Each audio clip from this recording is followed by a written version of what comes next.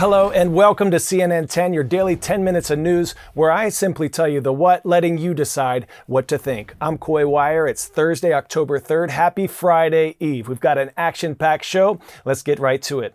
We start on the eastern coast of the United States, where we have an update on the potential longshore port workers strike we told you about earlier this week. Now it is official. The workers went on strike on Tuesday over two main issues: increasing their wages and restricting automation. As for pay, the Longshoremen's Union is demanding a $5 per hour increase in pay for each year of the next 6-year contract.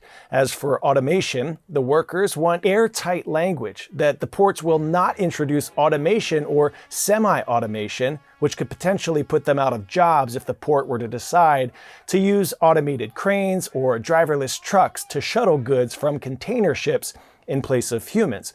For their part, the United States Maritime Alliance, or USMX, said its latest offer would boost dock workers' wages by nearly 50%, triple employer contributions to employee retirement plans, and enhance health care coverage, while also preserving existing safeguards against automation. Now, the port strike has major potential to disrupt the economy. No dock workers means heavily imported goods, like bananas, for instance, are not shipped. That would in turn mean no profits for the companies that produce and ship them.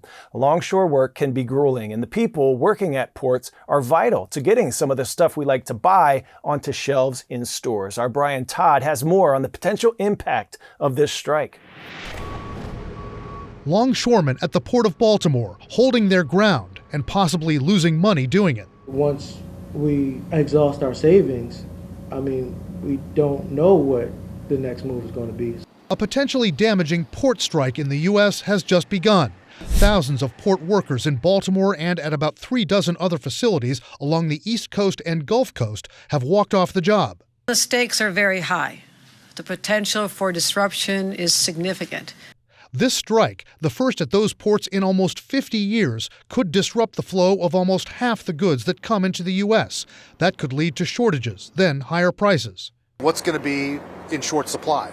Perishables, obviously we can't bring those in advance. So anything that's in the produce categories that comes in, bananas been talked about a lot, cherries and other fruits that come in from South America and other places, that'll be impacted right away with any stoppage. Furniture, household goods, clothing, cars, and auto parts could also be in shorter supply and then get more expensive. But officials and retail analysts say we should not rush to stores and stockpile goods, like many did during the COVID pandemic. We don't want to panic. The retailers and their partners in the shipping business and other importers have done everything they can to mitigate any disruption. So they've tried to bring things in. They've got inventory already here on the East Coast and near the population centers. They've got inventory rerouted to the West Coast. It'll come over by rail. The workers from the International Longshoremen's Association feel like they've fallen way behind other sectors in wages. The workers are asking for more wages and also are concerned about the introduction of new technology, which may replace some of them. The industry, led by the United States Maritime Alliance, says it's offered a fair wage increase and accuses the Port Workers Union of negotiating in bad faith. This stoppage comes on the heels of successful strikes by the United Auto Workers Union and UPS employees. Workers at Boeing have been on strike for more than 2 weeks. It's a mixed picture. Overall, workers are doing and unions are doing better because the economy is better, but they're not always winning. Next, an update on the destruction and loss in the wake of Hurricane Helene. In the U.S. Southeast, search and rescue efforts are still underway, almost a week after Helene dumped a devastating amount of water on the region. 40 trillion gallons of rain. That's like more than all of the water in Lake Tahoe coming down on the region in just a matter of days. That unleashed unprecedented floods and landslides that destroyed towns and infrastructure. What we're seeing there is heartbreaking. The death toll from the storm continues to rise. Many people remain missing, perhaps unable to leave their location or contact family, as communications infrastructure in some places are nearly non-existent. Officials are working around the clock to clear roads and debris. One nonprofit, World Central Kitchen, has been helping to feed folks who've been affected in the area, even sending a helicopter to areas that are only accessible by air. CNN's Gary Tuckman takes us to see how and why it's still so difficult to access some of the areas that have been hit. This area is known as Green River Cove. It's right near Hendersonville, North Carolina, southeast of Asheville. This road is treacherous even in the best of times, and it rains, it's even more treacherous. But now it has been devastated from the remnants of the storm. You can see the guardrail is gone. The drop here off the side of the road, which has been so heavily damaged, is about 100 feet down. Cars are not supposed to be on here anymore. There are also houses below. We've talked to some people who live in the area. They say they were trying to get down to the houses to see if people they know are still there because they haven't been able to find out what happened to those people, but they weren't able to hike down, and neither are we. We have been told that there have been helicopter rescues of people who live in the homes below, but there's absolutely no way to know for sure if there are still people who are in those homes that have been damaged below us.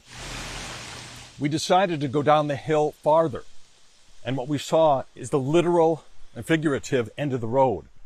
The devastation of this storm, look what it led to. This is the street right here, and you can see that the street just comes to an end before plunging down here. These boulders that are right here, the locals here say these boulders actually moved from the force of the storm. All the houses in front of mine on the riverside of the road are gone. Brad McMillan and Nick Wolf both live in this area. Their homes are okay, but the experience has been traumatic. We moved here because the Green River Narrows is an iconic piece of Class 5 whitewater, and we're whitewater kayakers.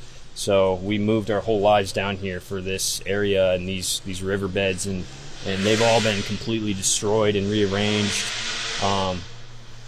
So it's extremely emotional on a lot of different levels. It took about 3 minutes to sink, but only about 5 minutes for a team to stumble upon the site of a shipwreck, albeit 130 years later. A duo of maritime experts got pretty lucky. At the start of what was supposed to be a 3-day ship hunting expedition in Lake Michigan, finding a sunken tugboat that had been missing since 1895. Check it out. Take a look at how a Wisconsin shipwreck missing for 130 years was found in 5 minutes by a very lucky pair of ship hunting historians. In 1895, the tugboat John Evanson was lost after colliding with a larger steamer in Wisconsin's Sturgeon Bay Canal. The wreck was widely reported, but search efforts didn't start until the 1980s, and with no success. A local dive club even offered a cash reward for the discovery, but still no luck. Then, in September of 2024, maritime historians Brendan Baylod and Bob Jake combined historical records with modern search tech and headed out on a planned 3-day expedition. But a mere 5 minutes after they started scanning, this happened. I just screamed out, "Boiler! There's a boiler down there." We just couldn't believe it. We actually hadn't even started our search. We were just getting the equipment up and going. I mean, this is crazy. The pair immediately marked and thoroughly documented the discovery, eventually using more than 2,000 photos to have a full 3D rendering of the site created.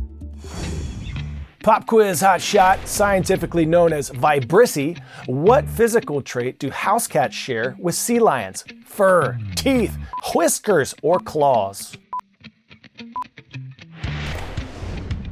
Whiskers is your answer here. Vibrissae, the long, stiff hair around the mouth or face of many mammals used to sense their environment.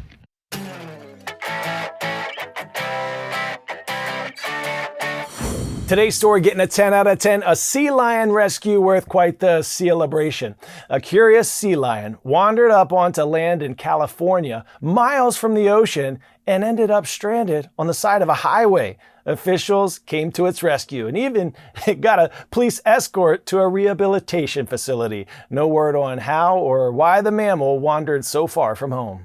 All right, everyone, I want to give a special shout out today to Academy One Middle School in Jersey City, New Jersey. Rise up. Fun fact, did you know that Jersey City is actually closer to the Statue of Liberty than New York City? And it's home to Ellis Island, an historic site where millions of people entered the U.S. in the late 18 and early 1900s.